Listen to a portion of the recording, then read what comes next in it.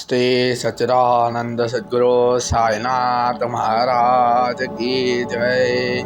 சாய் பக்தர்கள் அனைவருக்கும் இனிய மதிய வணக்கம். இன்னைக்கு நம்ம எதை பற்றி பார்க்க போகிறோம் அப்படின்னு கேட்டிங்கன்னா, நண்பர்களே, நம்ம இனிமேல் பார்க்க போகிற முக்கியமான டாபிக் என்னென்னா, பாபாவோட ஆரத்தி பாட்டை பற்றி தான் பார்க்க போகிறோம். அதாவது ஒரு நாள் விட்டு விட்டு பாபாவோட ஆரத்தி பாட்டை நம்ம கற்றுக்க போகிறோம். இன்றைக்கி முதல்ல நம்ம 4 வேளை ஆரத்தி இருக்குது. அதில் நம்ம முதல்ல பார்க்க போகிறது மத்தியான ஆரத்தி பார்க்கலாம். ஏன்னா அது ரொம்ப ஈஸியாக கற்றுக்கிட்டோன்னா சாயந்தர ஆரத்தி அதிலே கற்றுக்க முடியும். அதனால் மறக்காமல் இந்த வீடியோ ஸ்கிப் பண்ணாமல் கரெக்டாக பாருங்கள். உங்களுக்கும் யூஸ்ஃபுல்லாக இருக்கும், பாபாவோட ஆசீர்வாதத்தையும் பெற்ற மாதிரி இருக்கும். இப்போ வாங்க வீடியோக்குள்ளே போகலாம். ஃபஸ்ட்டு பார்க்க போகிறது மத்தியான ஆரத்தி. அதாவது ஃபஸ்ட்டு 4 லைன் மட்டும் இன்றைக்கி பார்க்கலாம். நாளை மறுநாள் அடுத்தது குருவாரம் அன்னைக்கு பார்க்கலாம், சரிங்களா? இப்போ ஃபஸ்ட்டு பார்க்க போகிறது ஏவுனி பஞ்சாரதி கரோ பாபான் சே ஆரதி கரோ சாயின் சே ஆரதி கரோ பாபான் சே ஆரதி உடா உடா ஹோ மாந்திரவ ஓவாலோ ஹார மாரவ சாயிர மாரவ ஓவாலோ ஹார மாரவ கருணியா சிதபன பாவு கம்பீர தியான சாயஞ்சே தியான பாவு கம்பீர தியான कृष्णनाथा दत्त साई जड़ो चित्त तुझे पाई चित्त बाबा पाए जड़ो चित्त तुझे पाई. இதுதான் ஃபஸ்ட்டு பாட்டு. இந்த பாட்டுக்கான அர்த்தத்தை நான் திருப்பி சொல்கிறேன், இதை மறக்காமல் கேளுங்க.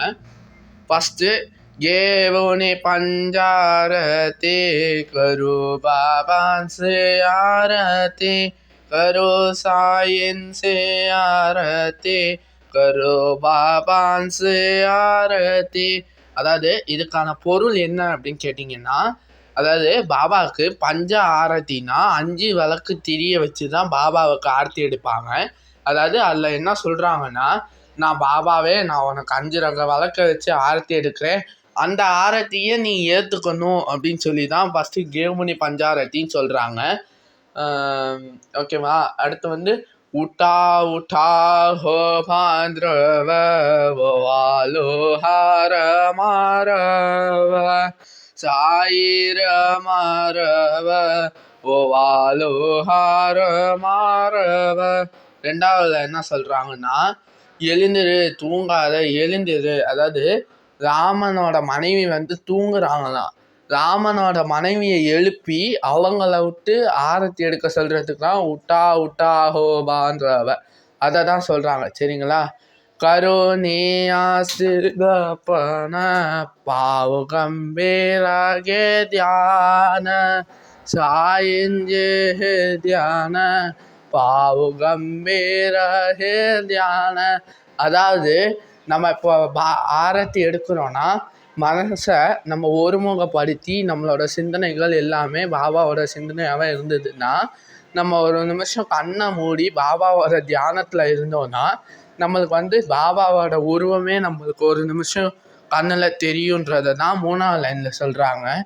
4ஆவது கிருஷ்ணநாதா தத்த சாயி ஜடோ சித்த துஜே பாய் சித்த பாபா பாயே ஜடோ சித்த துஜே பாய்.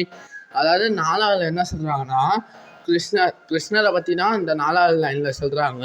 அதாவது தத்தாத்திரேயரை எழுப்புறாங்க. தத்தாத்திரேயரை விட்டு கிருஷ்ணநாதா, கிருஷ்ணனே, ஓ பரமாத்மானே அப்படின்னு சொல்லி சொல்கிறாங்க. என்னென்னா, கிருஷ்ணரை எழுப்பி, கிருஷ்ணரே இந்த மாதிரி தத்தாத்திரேயரை கூப்பிடுங்க, அவர்கிட்ட நம்ம பாபாட்ட நம்மளோட மனசை அப்படியே விட்டுறணுமா. அவரோட பாதத்துக்கு கீழே நம்ம மனதை விட்டுட்டோம், அவர் நம்மளை ஈர்த்து கொள்வார். அதாவது நம்ம மூலியமாக ஈர்த்துக்குவார்.